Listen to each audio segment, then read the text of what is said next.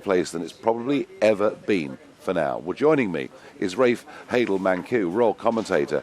Rafe, what a day. Yes, it's hard for me to actually know how to describe this on a personal level. I mean, in our Long Island story, we've seen nothing like the past 10 days. But for me, today was in a different league entirely. It was so momentous, and I don't just mean the huge crowds lining the processional route from London to Windsor, which was truly astonishing and warmed the cockles of any British heart. And I don't mean that spectacular event we saw at Westminster Abbey, which was truly remarkable. It was that much more intimate service that we saw, the service of committal at Windsor Castle, which for me gave me my first real emotional wobble that I've had since it started.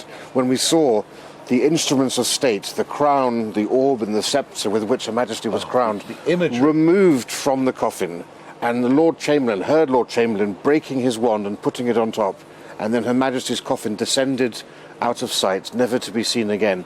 And the finality of that, you finally realise, yes, she is gone, because before, just having her there made her seem as if she still was there. The finality of that, but also the historical and constitutional and symbolic significance of seeing that transfer of power, I just found overwhelming.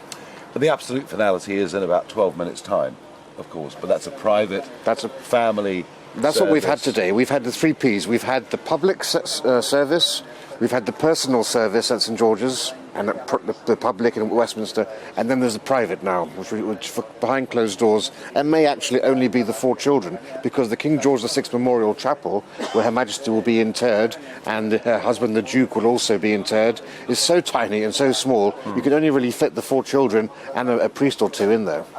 Just a thought, a very young prince